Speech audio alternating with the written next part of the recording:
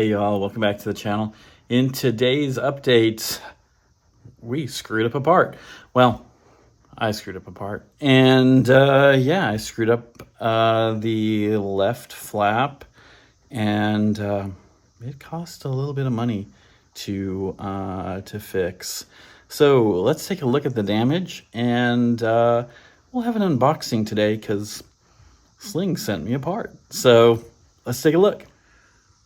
All right, so this is the left flap, and as you can tell, it requires some dimpling, and this went really well, but I screwed up right here. And what happened was I was working with the DRDT, and I should have been doing the hand squeezer on this, and I've tooled it a little bit to try to look at it closer, but I tore the dimple when I was dimpling, and that's because the whole piece shifted, and when it shifted, it also hit the edge of the dimple and caused a tear, which was also great. So I did a little look to see how bad it was, and it actually is bad enough. In this area, of course, fairly structural, and it's gonna tear. Now, since then, I've tooled it a little bit to try to take a look to see what else is in there, and of course, yeah, that just made it worse. But it's not great. So, made a confession and got it on order and replaced. But that's my issue right there.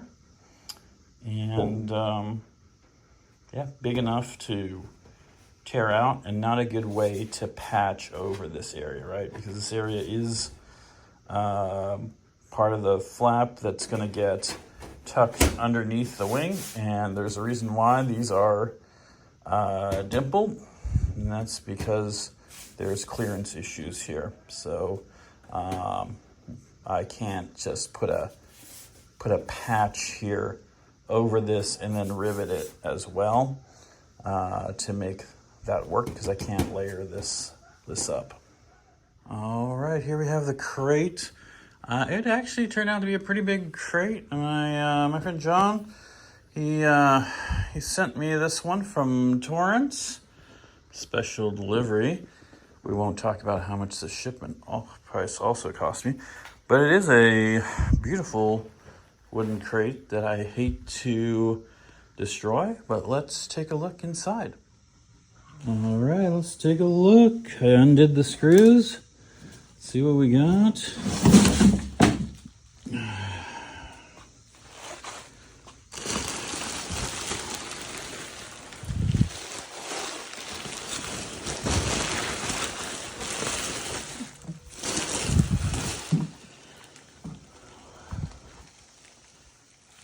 All right.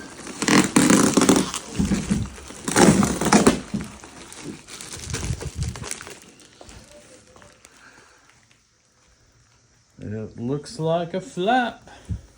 All right, we'll just make sure that it aligns and it looks like the other one. We did specify the right version 5 of this thing, and then we'll proceed, and we gotta, of course, do all the prep work to the skin again. We gotta dimple it again, we gotta prime it again, and then we can go back to assembly. So we got about a half day's worth of work on this thing to get it back to the condition of the other one, hopefully without the damage on it.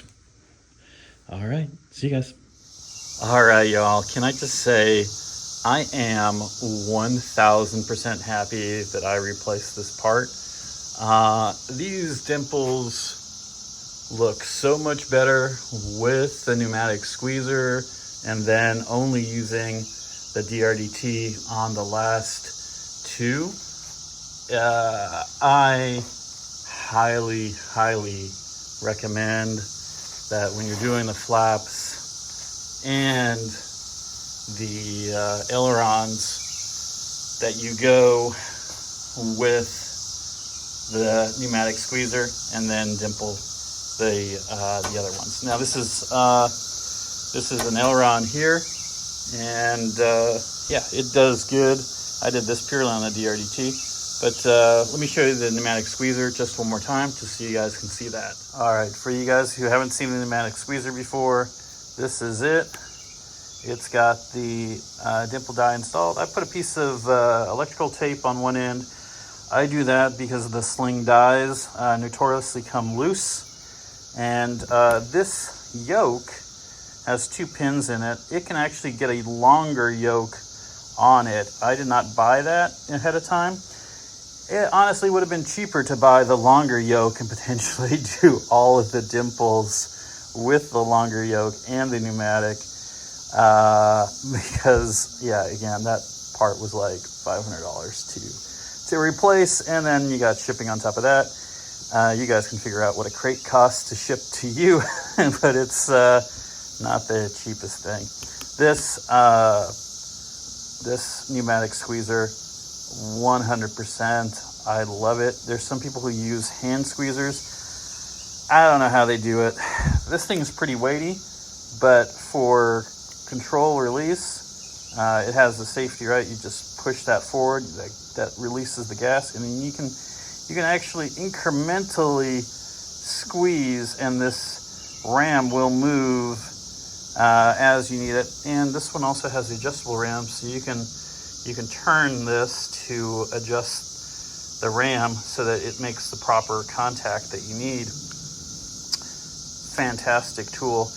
I actually bought this at Cleveland and Cleveland Aircraft Tools. They are mostly a Vans tool provider, but again, the dies work that come with the kit. You just have to remember to watch those dies. And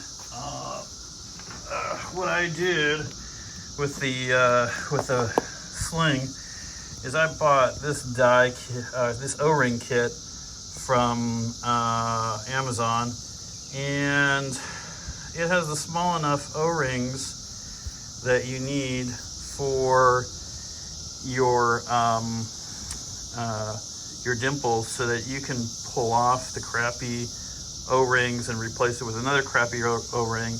And then when you squeeze them, they kind of get stuck in. So this thing is stuck in there pretty good now.